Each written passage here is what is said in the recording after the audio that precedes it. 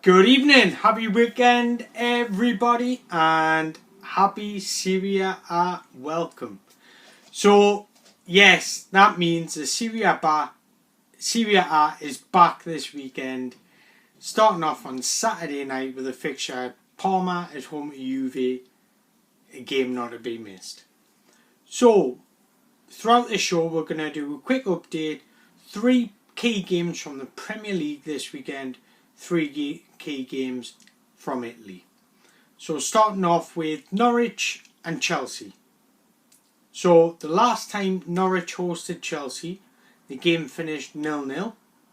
The head-to-head record in the past 5 meetings, Norwich have won none, Chelsea have won 2, and there's been 3 draws.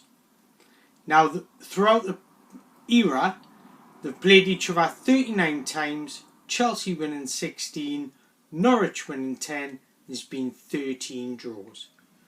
Now, when previewing this game, I've looked over the previous results and they've all been low scoring. It's either been a 0-0 or a 1-0 or a 2-1, so I wouldn't expect a lot of goals in this one.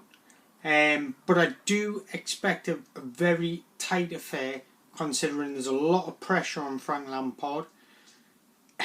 With Norwich at the minute, it's high scoring. They beat Newcastle 4-1, got beat off Liverpool 4-1, so they've had games in high scoring, but historically this game has been very low scoring. I do hope Chelsea win, don't get us wrong, because I love Frank, but it is going to be a tough task, especially the way Norwich play and get at people. So it's going to be very interesting to see how Frank adapts to that. And like I mentioned in previous videos, adapts to not just playing well for the first 15 minutes. He needs to play well for the first 90 minutes. But I am going to go for a 2-1 Chelsea win in this one. Liverpool, Arsenal. Last season this fixture finished 5-1 at Liverpool. I don't expect that this time round. Arsenal obviously strengthened. Past 5 meetings, Liverpool have won 3, Arsenal have won none, and there's been 2 draws. It's not looking good for Arsenal. But throughout the campaign, they've played each other 192 times, Liverpool winning 71, Arsenal winning 68, and 53 draws between the two. So it's a battle of the trios, this one. You've got Firmino, Salah and Mane against Pepe, Aubameyang and Lacazette. What more would you want in a game of football? It's very interesting in the middle of the park as well to see how Arsenal start up. Are they going to play Ceballos, or are they going to go back to Torreira now he's back, or even Xhaka? So it's going to be interesting seeing the setups. Are Arsenal going to be playing a back 4 or a back 3? Because last season they changed in between those two 23 times. It's not good enough for Arsenal. The players need to know what they're doing week in, week out, so they get used to each other. They need to play the same way so they get used to each other. I get it, you need to adapt to different opponents, but for a club like Arsenal, they shouldn't be doing that. They should be playing their game and taking their game to the opponent. I do expect a lot of goals in this one, and I'm going to go for a 2-2 draw, Desmond. And that pressure, if Liverpool put Arsenal backline under pressure, are they going to be comfortable with that? Will David Luiz make a mistake? So it's going to be dead interesting. Because he is known for a mistake, even though I love him, the hair bear. But Watford, West Ham. Why have I picked this game? Because they've both been terrible, I think, this season. Watford obviously lost 2 out of 2. West Ham lost first game. They were awful against Man City, I think. Even though I understand it's against Man City, but they were awful. One standout player was Haller that day, but he just had nothing. Nobody around him, nobody supporting him. He was trying everything to just, look good, but without support, then there's nothing you can do.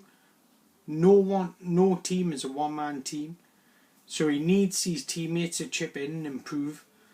Now, past 5 meetings between these two, Watford have won 2, West Ham have won 2, and there've been 1 draw. They've played each other 32 times. Watford have come out winners 10 times. West Ham 16, 6 draws. Again, it's tough to call this one. I'm going for a draw this one again. I'm going to go for a 1-1. I don't know what it is. West Ham recruited very, very well, but can they gel? That's a key thing. Yes, you can buy. Look at Fulham last year. You can buy all the players in the world. You can spend 100+ million, but if you can't get your team to gel as one, it's not going to work. On to the Calcio. So yes, the Serie A is kicking off this weekend, and 3 games I'm going to be pointing out for you. First one, Fiorentina Napoli. Last season they finished 0-0. So past 5 meetings, Fiorentina have won 1. There's been 2 draws. Napoli have won 2. Played each other 38 times. Fiorentina coming out winners 12 times. Napoli 15. There's been 11 draws. Key question. There's questions all over this fixture. Will Ribery start? Is it a new look Fiorentina? If you remember, they had the youngest squad in all the top 5 leagues last season, but they've recruited some experience and some elderly players like Frank Ribery, Kevin Prince Boateng. So they've brought in some experience. So is it going to be a new look Fiorentina? Free scoring Napoli? Yes, they create a lot of chances. Do they have the striker to finish? Because Milik, yes, he works hard, he contributes a lot to the way they play, but in front of goal, he lacks confidence. He's not clinical enough. And if Napoli don't sign a striker to help Milik score, or to come in when Milik's not doing well, or even start ahead of Milik, then they're not going to win the Scudetto. They need that focal point, they need that 20 goal a season man to really fire them into the Scudetti. Cagliari against Brescia. Now, the reason why I picked this game is because Brescia, obviously, they've come up to the Serie A. There's a lot of pressure on the side because they've got some good youngsters. But obviously, Balotelli's making his return to Brescia, who I do expect them to start. Now, the last time they played at Cagliari, it finished 6-0 to Cagliari. But the past 5 meetings are looking a bit better for Brescia. Cagliari have won 2. It's been 2 draws. Brescia have won 1. They've played each other only 10 times. Cagliari winning half of them. They've won 5. Brescia have won 3, and there's been 2 draws. Now, Sandro Tonelli. This is his season to shine. 19 years of age. Very well known in Italy. A lot of expectation, a lot of pressure on him as well. I talked about him in my previous video. Now, I expect big things from him. I don't expect him to crumble in the Serie A. I expect him to get better. And I expect him to ping in balls for Balotelli at the back post, get in, 1-0 Brescia. I would love to see them win this game.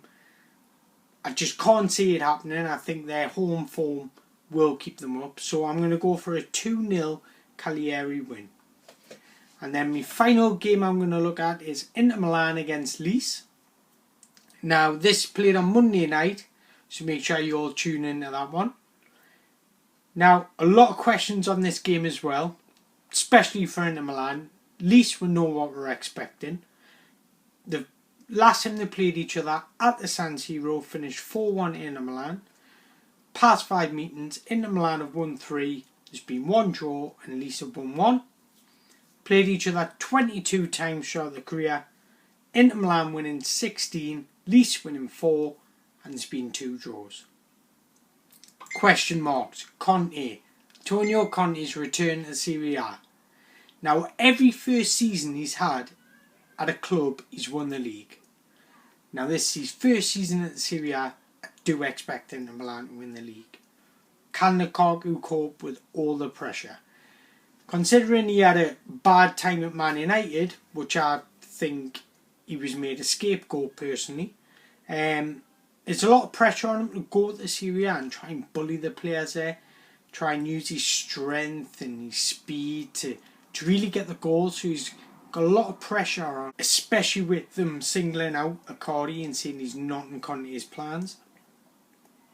I've got a funny feeling he will be playing for Inter Milan this year. So look out for that one. Lisa's expectations, there's not a lot of expectation on Lisa. They're expected to compete, obviously. We all know they're going to be fighting for survival. So can they just keep it tight, keep a low scoring game? That's what they're hoping on, really. And it'll be interesting to see whether Mario Icardi will be an addition in the squad. We all know he's not going to start, but will he be in that squad fixture? Will he be on that team sheet for the squad? Very interesting to see. If not, I do expect him to be brought in within a couple of weeks. But one thing on Inter Milan, and this may be an unpopular decision or opinion, personally I think Lautaro Martinez is their best striker. Then give him a run of games and he will score your goals. Unfortunately, it looks like Conte isn't siding with that. He's going to opt on Lukaku and maybe bring Martinez on. But it is what it is, isn't it? That's what Conte prefers. That's his style. He likes a big striker. So it'll be interesting to see. Hope you've all liked the video. Don't forget to hit the subscribe button. Follow us on Twitter @AntonioMango4. Hit the like button. Peace out. Love you all. Thanks very much. Good night.